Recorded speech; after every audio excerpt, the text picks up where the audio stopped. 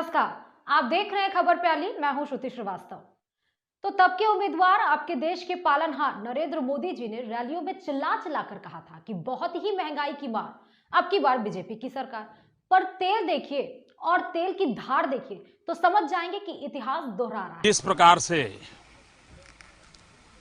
Doctor Manmohan Singh ji ने सरकार ने अपनी विफलता का प्रदर्शन किया और 3 साल का रिपोर्ट कार्ड के कुछ ही घंटों में उन्होंने देश में जिस प्रकार से पेट्रोल के दाम बढ़ा दिए, ये दिल्ली सरकार की शासन चलाने की नाकामयाबी का जीता जागता सबूत है। देश की जनता के अंदर भारी आक्रोश है और इसके कारण और भी चीजों पर बहुत बड़ा बोझ होने वाला है।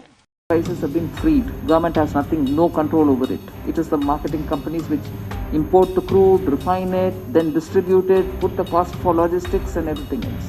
वो साल दूसरा था, ये साल दूसरा है, पर हालात वही हैं और कीमतों को लेकर हाहाकार भी। कमाई गुल है, महंगाई का कांटा फुल है। ऐसे में 12 दिन से लगातार पेट्रोल डीजल की कीमतों में इजाफे के बाद कई राज्यों में दाम शतक मार चुके हैं। साल 2020 में कोरोना ने रुलाया तो 21 में अब तक की बात कर ले तो 23 बार दाम बढ़ चुके।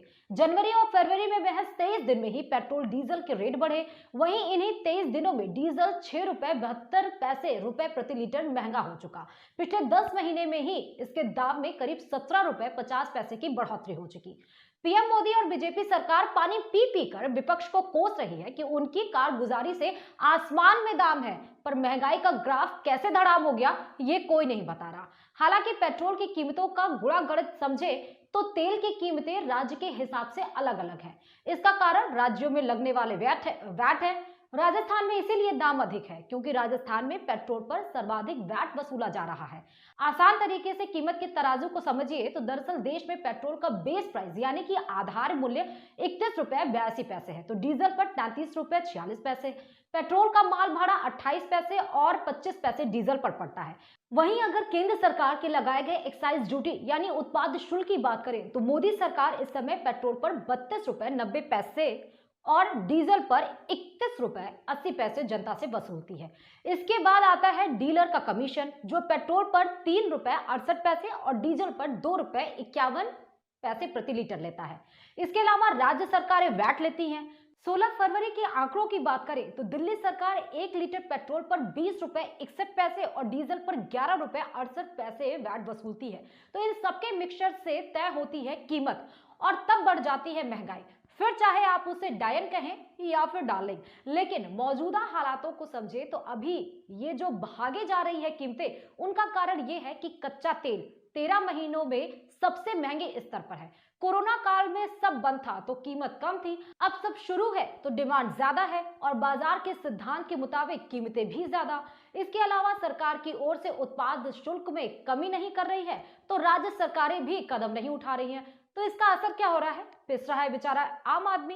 तो अब बात आती है कि पाकिस्तान में तेल सस्ता, नेपाल में सस्ता, तो यहाँ क्यों आग लगी है? आंकड़े तो तस्दीक यही करते हैं कि ऐसा ही है, लेकिन सब कुछ आयात निर्यात टैक्स सिस्टम यानी इंपोर्ट एक्सपोर्ट टैक्स सिस्टम का ही खेल है।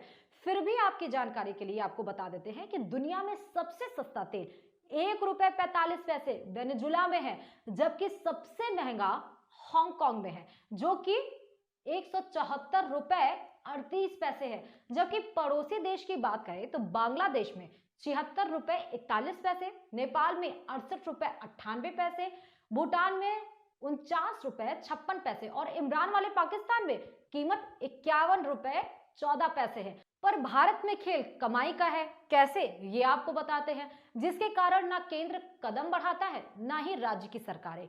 पिछले 5 सालों में 1,72,00,000 रुपए कमाए थे केंद्र ने 2014-15 में पेट्रोलियम पदार्थों पर उत्पाद शुल्क से, जो कि 3,34,00,000 रुपए पहुंच गया है 2019-20 में।